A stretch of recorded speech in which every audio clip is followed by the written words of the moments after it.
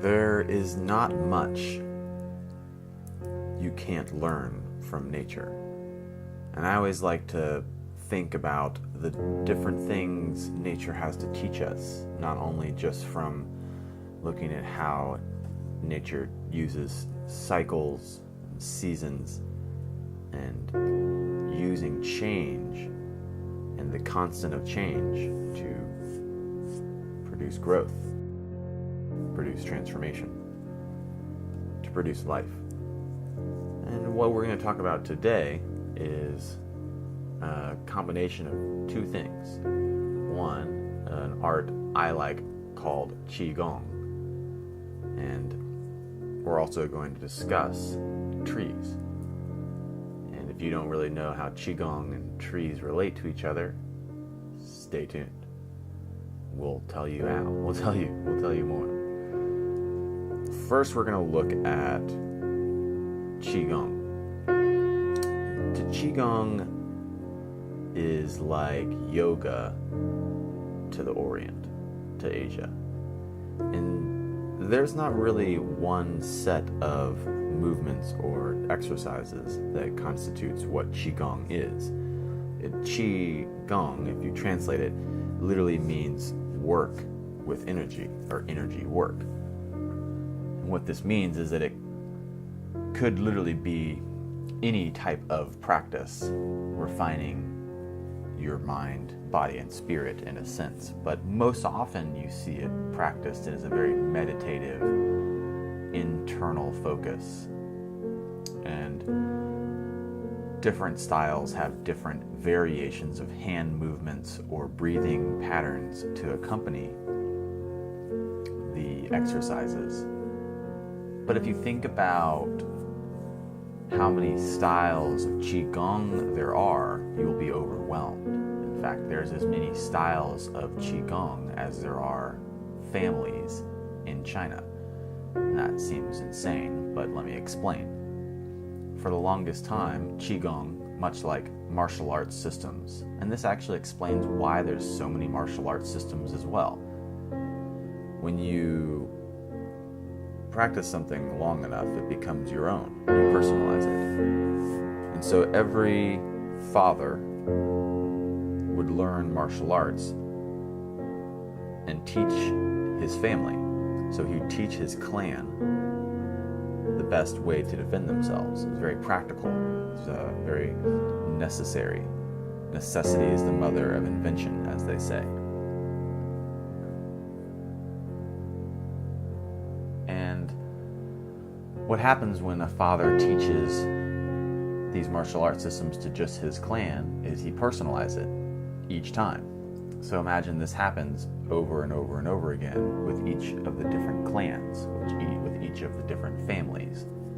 This now becomes, one art becomes 10,000. So for as many families as there are as many styles of Qigong and Kung Fu. So let's go back to Qigong. The root of it, the root of Qigong, or this energy work, is usually a combination of breathing and moving and cultivating spirit, the mind, body, and spirit, the only thing you have to control. Using our cultivation of our mind, body, and spirit, we fuse or unite ourself, our being, into one immutable spirit. What this means is to be discussed another time. What we're discussing right now is the actual exercise of Qigong, which is the internal focus, the breathing, and the mindfulness of the body and what posture it's in.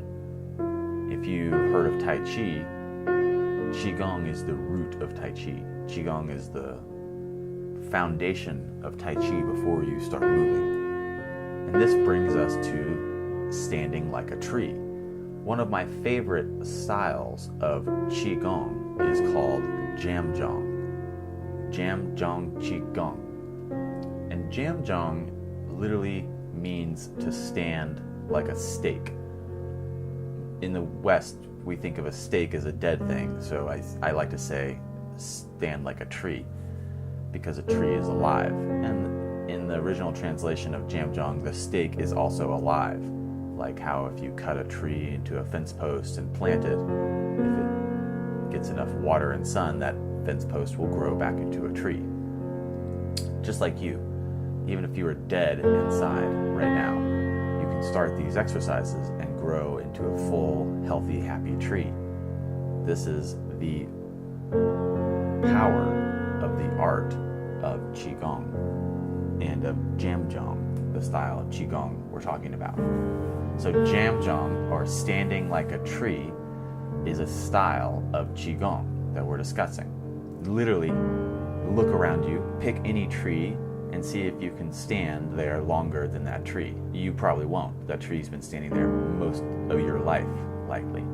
And here's where we learn our first lesson of power, our first lesson of non-attachment, our first lesson of adaptability. The tree standing there next to you that you're mimicking won't move. It won't go get dinner. It won't go lay down and have a rest. And it won't go get up the next day and look for something to do. While you're doing all these things, the tree will stay stationary. The tree will receive what the universe offers. The tree will stay rooted in the earth, in its foundation, and keep growing, reaching towards the heavens. And as you muddle about on your journey through the physical realm, the tree will stay rooted and stay working towards its goals of expansion and manifestation of life. And as you don't visibly see this happening, the tree is always harnessing the abundance of the energy in the universe. It's harnessing the sun and the moisture and creating life out of what's available right around it. Here you can see why each individual tree is its own unique chakra of the earth, its own unique energy center of power, its ability to withstand the forces of nature and to hold on even in the most dry, arid soil or rock-covered cliffs. The tree doesn't necessarily ask for a new chance to grow somewhere else, or it doesn't plead to its neighbor trees to share some of the earth that's underneath them. And this is one of the lessons that you learn standing here mimicking these trees. You stand and you mimic their absoluteness, their stoic nature. And in this moment, in this standing, waiting for the universe to bring to you what you need, instead of you seeking what you need from the universe, you realize you don't need anything at all, that you have everything already inside of you. In fact, one of my favorite quotes always comes to me every time I do a Jamjong session, a really good one. And it says, "Inside stillness, you realize all things come to you."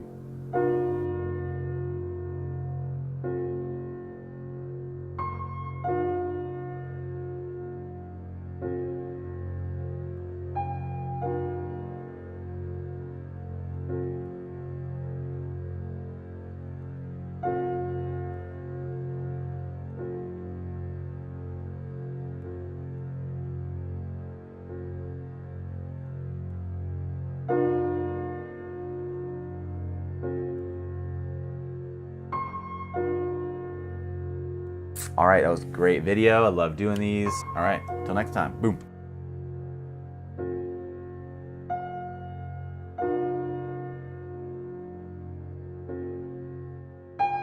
One time I did a Jamjong session, like I went to the park and set up and I did a Jamjong Qigong session for a whole hour. That was the longest I've ever stood like a tree, was for an hour. I just stood there, didn't move, breathed, focused my eyes in the distance. We actually had a young kid come up to us.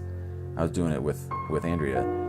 I We had a young kid come up to us and just started watching us, just staring at us, like, what are these people doing? It was so outside of his norm. He was perplexed, like, what are these two people doing, just standing here in the woods, in the park? And so that was fun. It was interesting to not try to react to him reacting to us, and so give it a go, give it a practice. Go out there into the woods and try to do a jam jung sesh.